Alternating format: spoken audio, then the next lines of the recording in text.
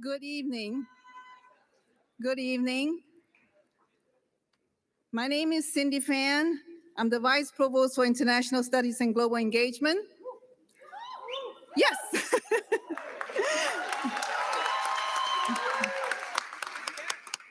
On behalf of the Regents of the University of California, I welcome you all to the 2023 commencement ceremony of the UCLA International Institute.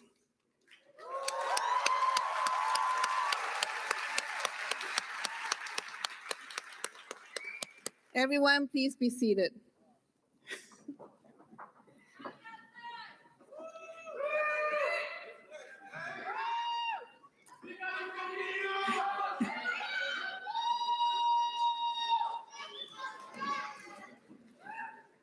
Family and friends, you're already doing so great, even before we start. We're here to recognize and celebrate the undergraduate and graduate degree recipients of the International Institute academic programs. One of the most valued qualities of higher education is the critical role it plays in bridging nations and cultures. And you know what? Because only by bridging nations and cultures, only by working together across the world, can we solve all these global problems that we have today, such as climate change, political conflicts, diseases, and racism. We got to work together, and this is why we are educating our students. So you're our future graduates.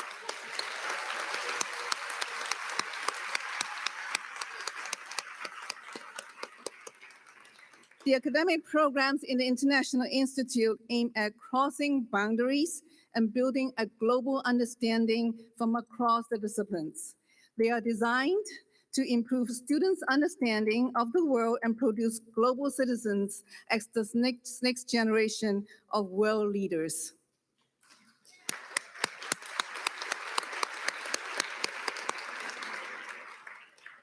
This day marks the end of a long chapter in the academic careers of these students. We are here to congratulate all of them. Academic success is built upon the support of many people, including our world-class professors. I would like to acknowledge all of the faculty members in attendance today. So when your name is called, please stand. Professor Margie Orlana.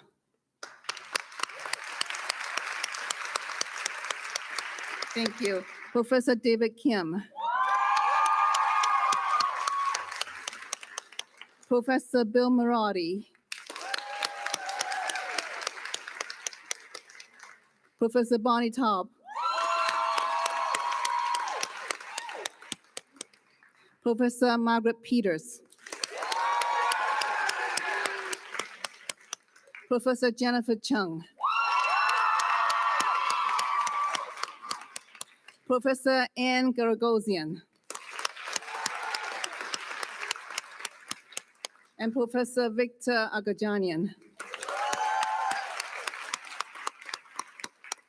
But of course, the support from family and friends and from different cultures and traditions is indispensable. Many of you have traveled long distance and make important sacrifices to be here today. So on behalf of the students and my colleagues, I would like to thank you. You are the emotional, moral, and material support who have made possible the accomplishments of our graduates. So thank you all and welcome.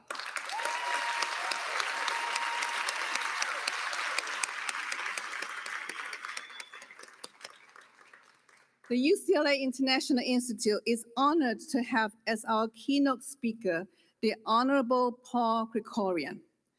In 2022, Paul Krekorian was elected unanimously by his fellow Los Angeles Council members to serve as president of the Los Angeles City Council. As chair of the City Council's powerful Budget and Finance Committee for the previous 10 years, he led the city to recovery from two fiscal calamities, the Great Recession and the COVID-related economic collapse. completing 11 balanced budgets, and building the strongest reserves in the city's history. That's quite an accomplishment.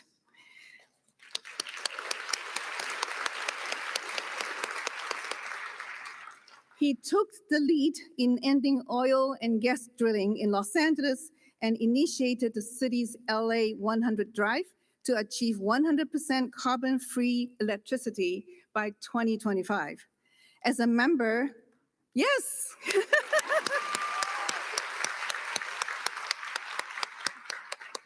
As a member of both the Metro and Metrolink boards, he brought electric buses to the Valley and is expanding the Valley's light rail service, while Metrolink has converted to 100% renewable fuel. He was the first member of the council to create interim housing for persons experiencing homelessness, building enough capacity to shelter every person who was living on the streets of his district. Another major accomplishment.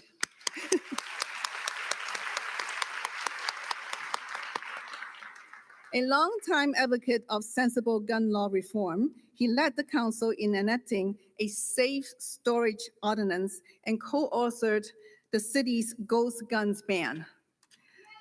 Yes.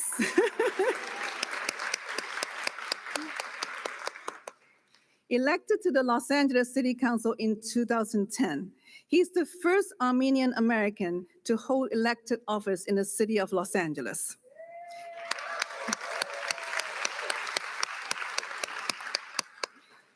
He was previously a member of the California State Assembly, and before entering politics, he enjoyed a successful 20-year career as an attorney in the private sector, and we're so fortunate that he entered politics, aren't we? Ladies and gentlemen, I present to you Paul Krekorian. Thank you.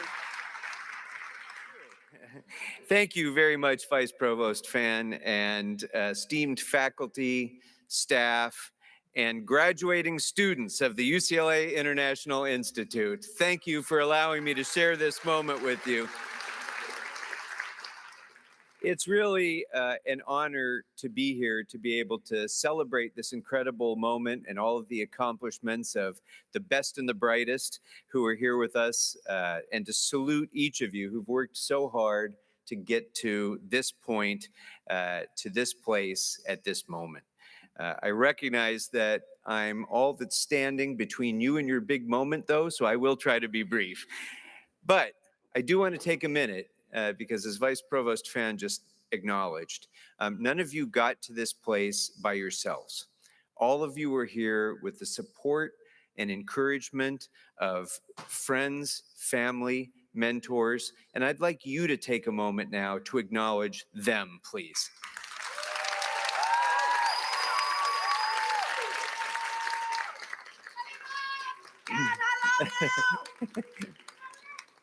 So just a moment ago, we heard Elgar's Pomp and Circumstance, and in a few minutes, you'll be walking across the stage and you'll be flipping your tassel from one side of your cap to the other, and you'll be doing all of the things that tens of thousands of UCLA graduates have done for over a century now.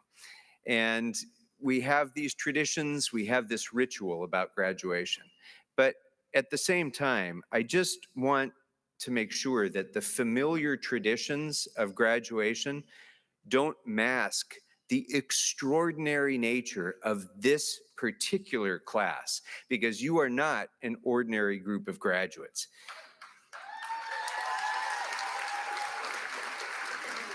In addition to everything else that everybody goes through when they go through college, you've lived through the worst public health crisis in a century. You've had to cope with an unprecedented interruption of normal academic life and normal teaching methods. You've had to deal with remote classes, glitchy audio, frozen screens. Probably not an hour has gone by where you haven't said, or you've heard somebody else say, "You're on mute." But through all that, you coped, you improvised, you adapted, and you overcame. Last night, I had the pleasure of having a dinner with some of the administration and faculty and some of the students.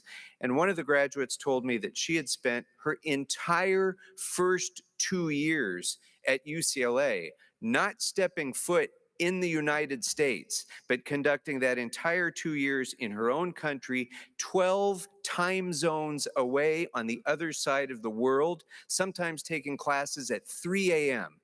Virtually. So it's that kind of resilience that marks this class. It's the superpower of the class of 2023, and I hope that it never leaves you.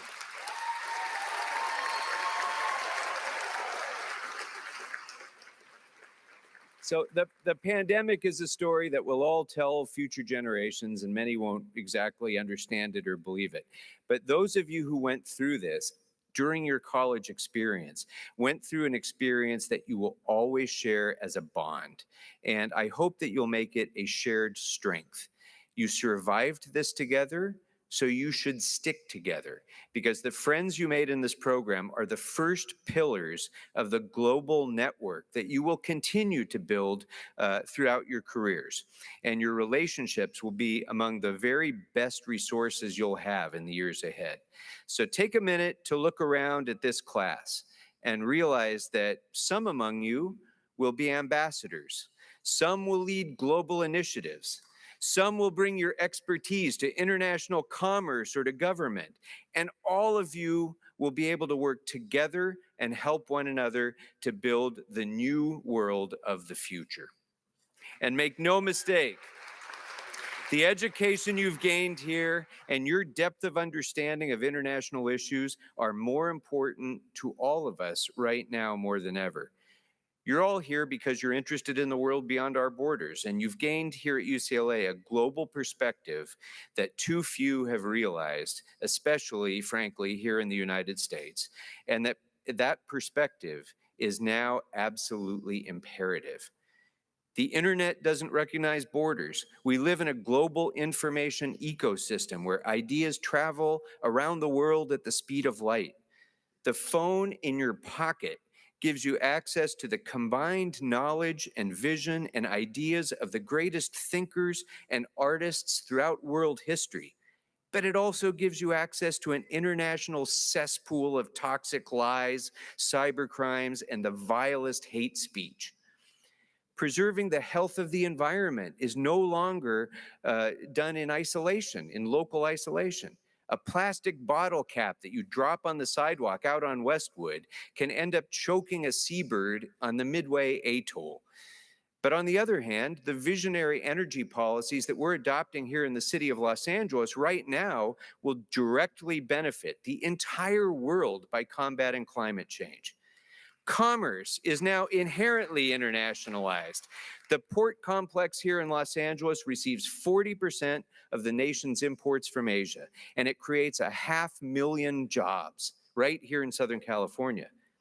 But the shutdown of one factory in Shenzhen can cause instant supply chain disruptions that will shut down small businesses in the San Fernando Valley.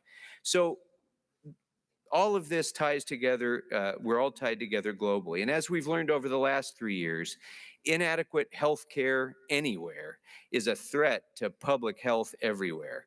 A deadly virus can circle the globe in a matter of days, and that too is a problem that no one country can solve for itself alone.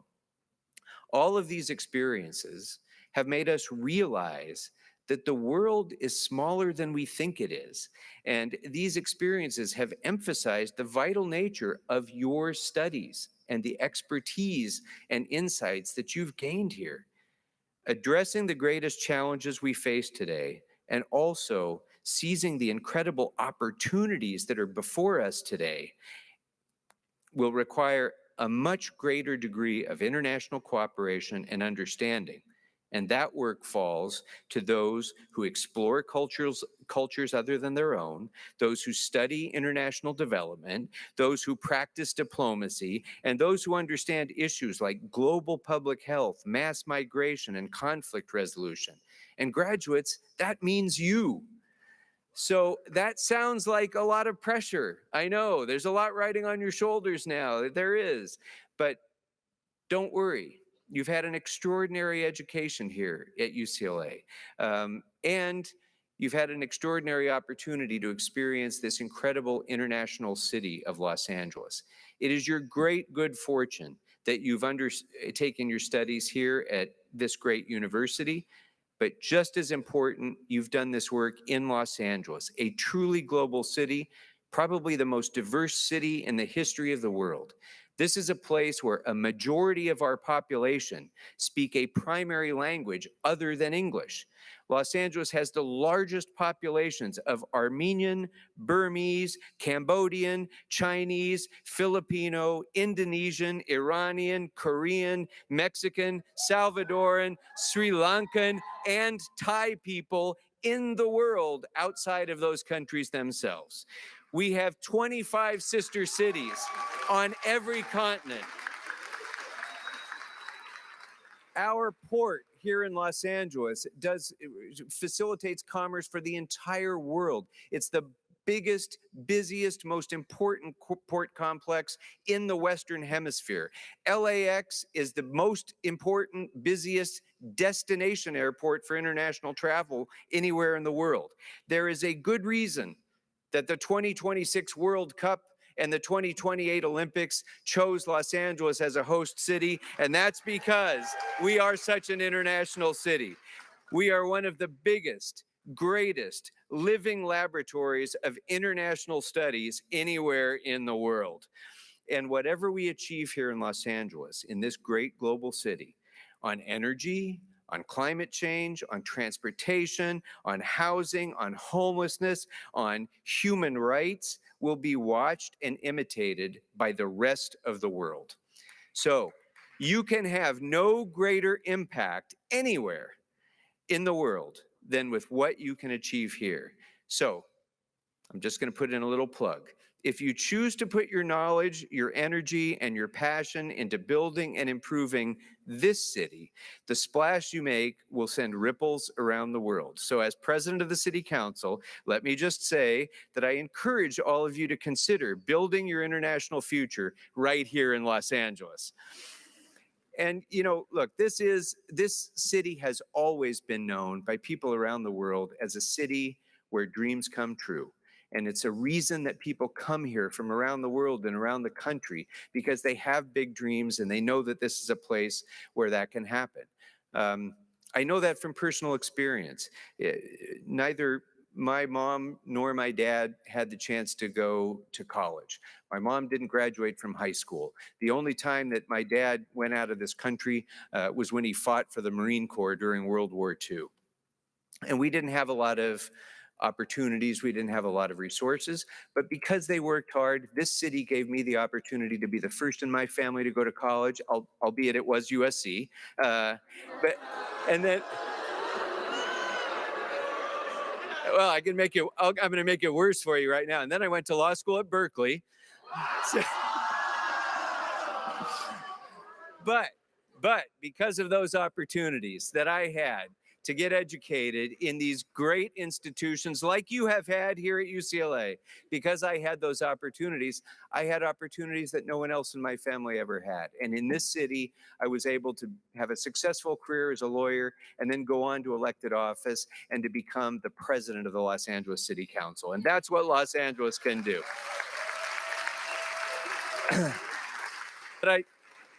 But more important than my example is I want to bring an example to you a little bit closer to home for all of you, because you've spent a good amount of your life, the last few years, walking in and out of Bunch Hall. You've walked past the bust at the front of Bunch Hall, and maybe some of you don't know why Bunch Hall is named Bunch Hall.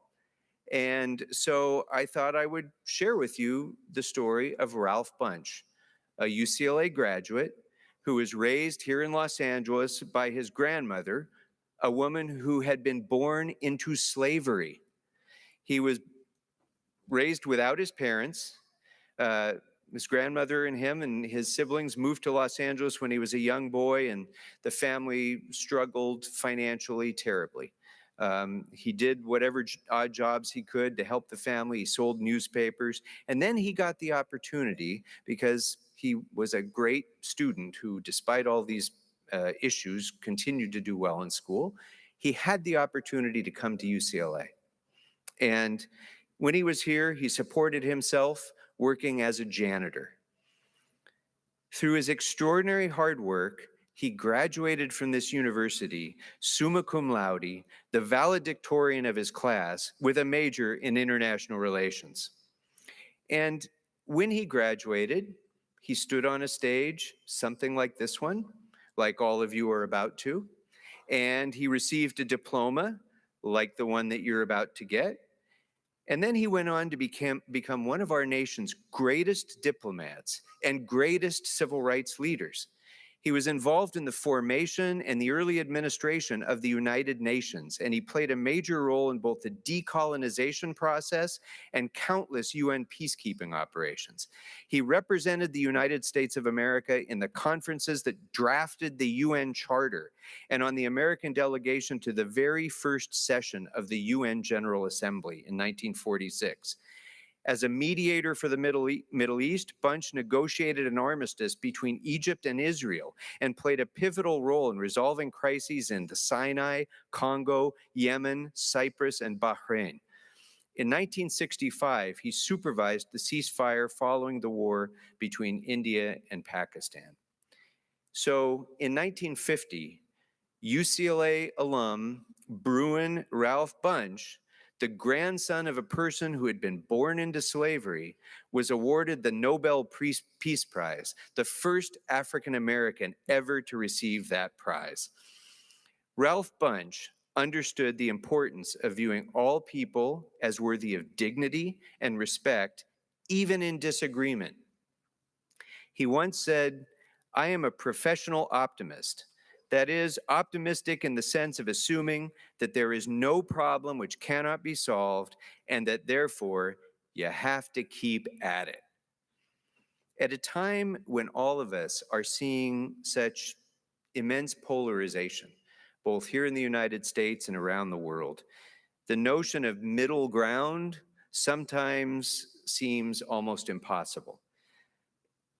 At times like that, Ralph Bunch's persistence, optimism, and positive commitment to mutual respect and to achieving compromise should be an example for us all. So graduates, I know that these are uncertain times that we're living in, and the last few years have certainly made a point of that. I know sometimes during times of great uncertainty like this, you could feel uneasy about your future. But at those times, I want you to draw inspiration from your fellow Bruin, Ralph Bunch. Don't allow yourself to get bogged down by worries. You're the next generation of young adults poised to make your mark in a country that's known throughout the world as a place where people achieve big dreams against tough odds. We are a nation of immigrants and pioneers and innovators and overachievers. We are a people who don't take no for an answer. So keep pushing yourself hard, really hard, to excel. You're all brilliant and talented, that's a given. But trust me, that's never enough. The future will be created by those who are willing to make the extra effort, who take on more personal responsibility, and who relentlessly demand more from themselves. And keep dreaming. Dream big, stay inspired, try to do what no one else has ever done before. Because right now, you really literally can achieve anything that you want to achieve in your professional life. It may not always seem practical or efficient to you. You might not start in a position, that's exactly the one you wanted. It might be far from your initial interest or your field of study. You might change jobs many times and be presented with opportunities in doing so that you've never imagined. So keep your eye on the horizon. Remember where you're trying to go. Remember your big goals, and you can make them happen. Class of 2023. Your families and your friends and everyone who helped you get to this moment are incredibly proud of you. And please know that Los Angeles believes in you. and I know our future is bright because of you.